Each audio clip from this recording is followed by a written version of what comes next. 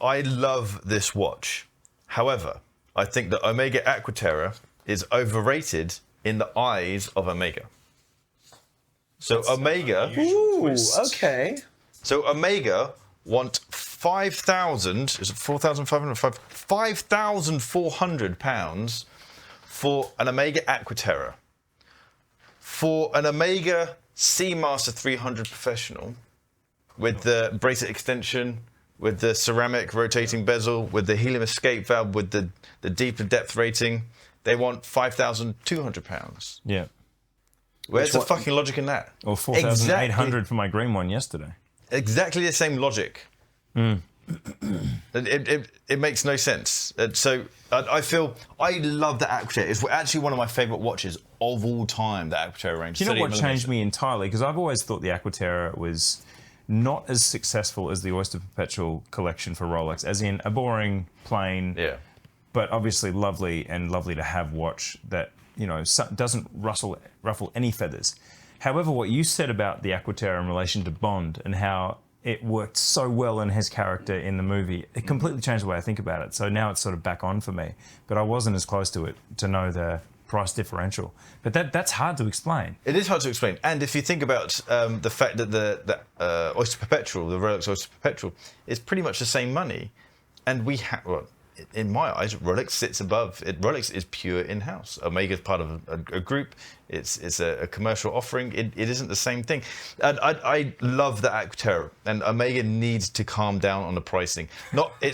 It is disproportionately more expensive than the Seamaster. It's disproportionately more expensive than its peers. It is unnecessary. It's a superb watch. It isn't a £5,400 watch. It's not so much that the watch is overrated, because I'm shocked that you said that's overrated, because to me the Aqua Terra is squarely rated. The watch itself on its own as a standalone unit, it's underrated. I think probably it's fucking here incredible. somewhere. But in terms of how Omega rate it and how they actually fancy its pricing position is off.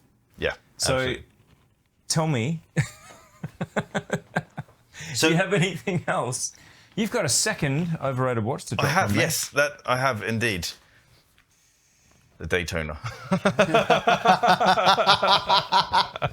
So the Daytona, I'm frustrated about the Daytona because I understand its sexiness. However, I feel the love for it is disproportionate similar to the Nautilus. It's a beautiful watch, but I feel the love for it is disproportionate. The thing, though, that pisses me off the most about the Daytona is the majority of people who I see wearing a Daytona, it still has the stickers on it. Coming back to your point, so my idea around, I like buying watches for different reasons. If I'm going to wear a watch, I'm going to wear that watch. The stickers are off. I don't care. I like the scratches on my watch. I had my Explorer polished once, and I hated it. I nearly sold it after polishing it because I thought it's not my watch anymore.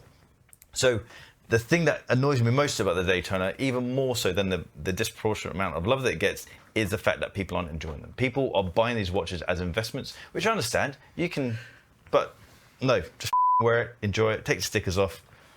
The thing that bugs me about the Daytona, it was around forever. And look, it started as a difficult watch to sell. It started as a commercial failure.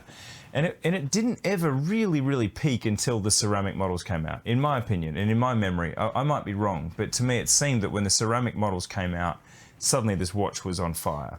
So a lot of the iterations people are buying, I think 95, 96, 97, the Italians started buying into the early pre-Daytonas, and then it was into the Paul Newmans and through that. I think. But still, Daytonas was still. I remember that was still about 12 grand. Yeah, but that was a lot of money. When Mm. you're looking at some of these things with the Zenith movement, the 6.9 dial, there's a few things when you looked at those prices.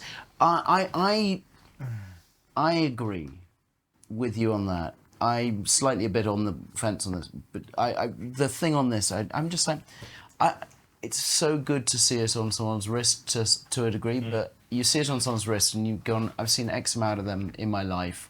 All of us have seen on social or on anything, that what I love is when you look at someone's Instagram account, when they put up a photograph of this watch, the likes are about 40. Everyone's bitter on it. Everyone's sour on it. Everyone's done.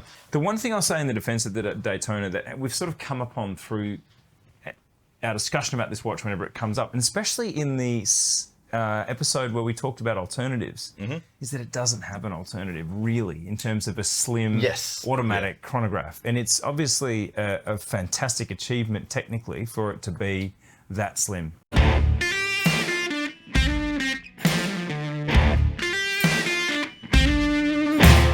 Hi there. Like and subscribe. We watch that count and we really draw a lot of confidence and love from it. So thank you. Cool. Well said. Rock and roll. All right. See you guys next time. See you next time. Take care.